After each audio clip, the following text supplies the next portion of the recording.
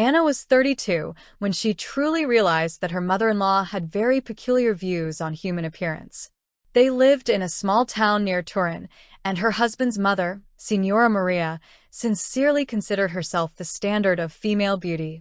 She referred to her large nose with a pronounced bump as aristocratic, her thin lips as refined, and believed her slightly narrowed eyes gave her an air of mystery. She admired her daughter's looks just as much, confidently telling everyone that their family possessed pure blood. Maria loved her son, Paolo, but claimed that appearance-wise he had turned out too ordinary. Objectively, however, he was an attractive man, expressive eyes, a neatly kept beard, well-balanced features. More than decent-looking for a man, yet Maria would sigh and say that it could have been better. Anna, on the other hand, was criticized regularly. It always began with the same phrase. "Don't be offended," Maria would say. But what followed were remarks about Anna's short height, her overly simple face, light eyelashes, and a soft nose without sharp lines. Once, Maria even said that Anna looked too provincial and that with a headscarf she could easily pass for a woman from a southern rural region. Anna was stunned. Sharp replies flashed through her mind, but she kept silent. She didn't want to cause a scene in front of her husband. Paolo, to his credit, later told his mother she was crossing a line. After that, Anna completely lost any desire to maintain close contact.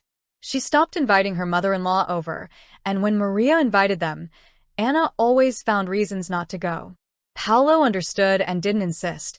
They had discussed the situation calmly once and decided not to revisit the topic. A year later, a joyful event occurred. Anna became pregnant. They decided to gather both sets of parents and announce the news together. Anna prepared herself mentally.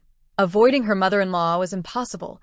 All she could do was hope Maria would restrain herself. At first, everything went smoothly. Anna's mother was deeply touched and cried with happiness. There were congratulations and hugs. But Maria, as if unable to help herself, suddenly said that it would be better if they had a boy because they might ruin a girl if she took after Anna in appearance. Silence fell over the room. Anna froze, carefully searching for words that didn't involve outright swearing. Paolo was taken aback, but Anna's mother didn't stay quiet. She was a straightforward woman, with no diplomacy or pretense, and immediately asked what exactly Maria meant. Maria began explaining about simple features, an ordinary look, and a lack of refinement. The conversation ended badly. A verbal argument escalated into a shove, and Maria took a solid hit to her aristocratic nose. Anna, of course, disapproved of her mother's actions. Adults shouldn't resort to physical confrontation. But deep down, she understood her. The insult had been directed not only at her daughter, but at the entire family, since Anna closely resembled her parents. After that evening, a decision was made. Maria would not be actively involved in the life of their future child. Not with her views, her comments, and her constant habit of judging people by the shape of their noses. Paolo agreed. His wife's peace of mind and their child's well-being mattered more to him than the illusion of family closeness that had long existed only in his mother's head.